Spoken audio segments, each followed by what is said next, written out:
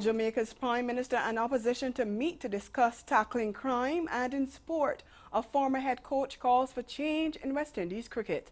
I'm Dawn Paris and this is the Caribbean in 10 for Wednesday, December 19th. I'll be back with the details after the break. The Heat Latin Music Awards are made in Latin American territory with a large component of popular voting, which aims to become a milestone in the music industry by awarding the main stars of Latin music. HTV has announced the nominees for Heat Latin Music Awards 2019, and Colombia's J Balvin leads the list with 5 nominations.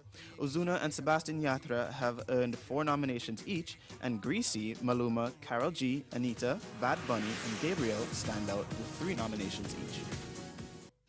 Get up, stand up, put your hands up. A doodle bug is doing his thing, he never let up. Hit up Facebook, Twitter, and let them know who got the JACC. Why type flow, you know it's knowledge,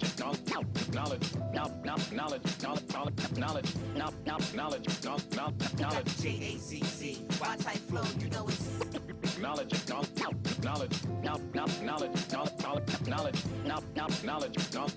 Yo, tell them who you is, God.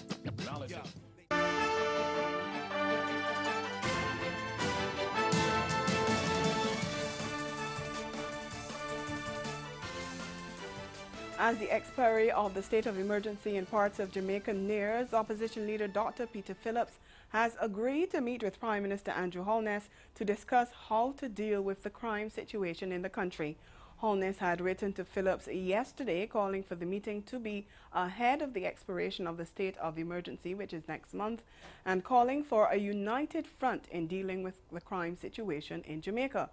In response, Phillips told Holness that his People's National Party, the PNP, was willing to meet with him and other stakeholders to reach a consensus on solutions to control crime within the boundaries of the country's constitution.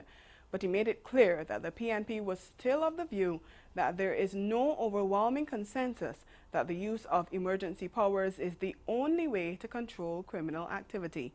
Last week, the government failed to get support of the parliamentary opposition for an extension to the state of emergency in several areas, including St. James, Kingston Western, Kingston Central, and St. Andrew South, as well as St. Catherine North.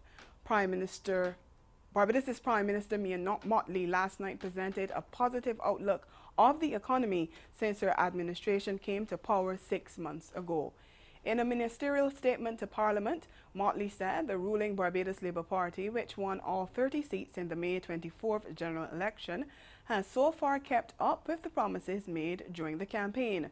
She said the economy was turning around, but expressed regret that the policies had resulted in hundreds of government workers going on the breadline. Mottley told legislators that the foreign reserves had reached the highest level in 4 years. The Barbados currency was no longer in danger of being devalued, and the debt-to-GDP ratio had fallen to 123%. She also noted that the island had recorded its first credit rating upgrade in 15 years.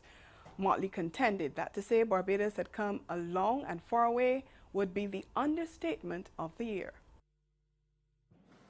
But what we assured the people of Barbados 6 months ago was that we would work assiduously and selflessly to turn the outlook and the fortunes of this country around. We promised that we would stop the decay and the decline, that we would stop the hemorrhaging, and that we would return pride to and confidence in the Barbadian brand.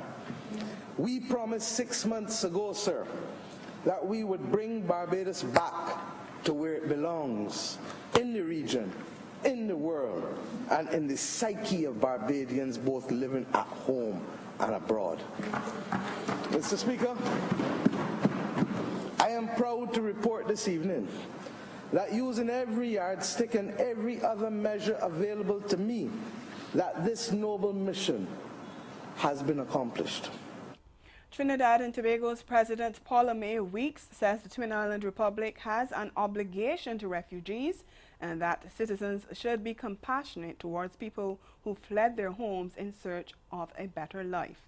She made the comment in commemoration of International Migrants Day celebrated yesterday.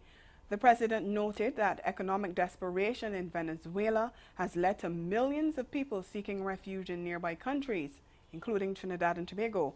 And one woman with dual Venezuela and Trinidad and Tobago citizenship, who's been living in the country for 39 years, is also pleading for a more humane approach to dealing with migrants. We get more in this TV6 News report.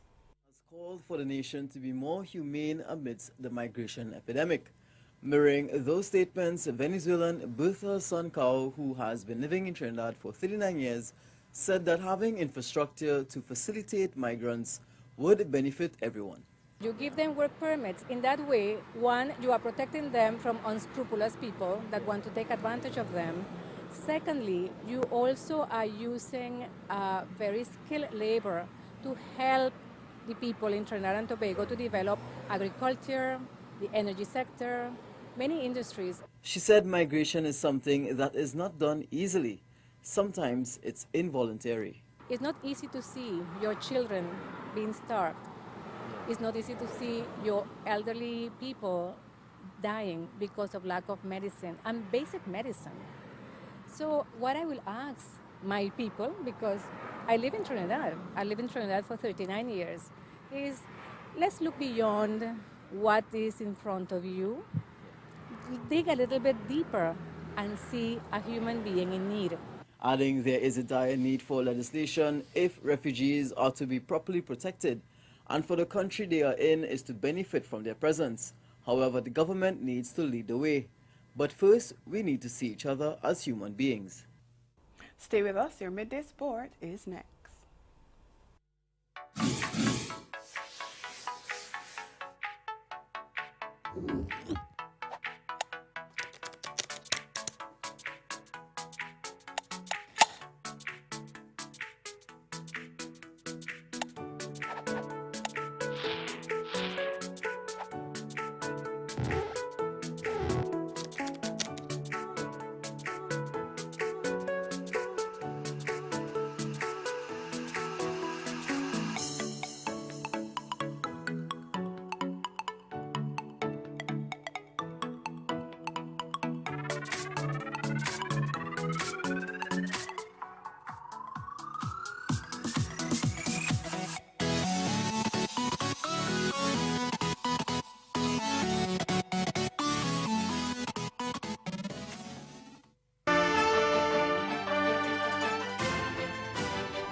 To sports now, former West Indies head coach Phil Simmons has held out little hope of a revival for his former team's fortunes unless key decisions are made in the Caribbean in the best interest of the game. His comments came in light of the Windies' nightmare tour of Bangladesh when they were whitewashed 2-0 in the Test series and then went down 2-1 in the three-match one-day series. The Test series defeat was the first for the Caribbean side on Bangladeshi soil and the first by a full-strength team to the hosts. Simmons says unless somebody decides to do the right things where cricket is concerned, things will remain as they are for a while. The series loss left West Indies in a precarious position in the ICC Test rankings, now only a single ratings point away from joining Bangladesh in 9th spot. Their fortunes have also continued to slump in the one-day format, leaving them 9th in the international rankings and only 5 ratings points ahead of Afghanistan. Simmons won the T20 World Cup with West Indies 2 years ago, but was sacked 6 months later for what Cricket West Indies termed differences in culture and strategic approach. Jamaica's Sports Minister Olivia Grange is anticipating a great performance from the Reggae Girls at the FIFA Women's World Cup in France next summer. The girls have been on a 4-day tour of the island and were given the keys to the city to Kingston on Monday. And that's Caribbean in 10. Join us again this evening at 6:30 for Caribbean Newsline. Good afternoon.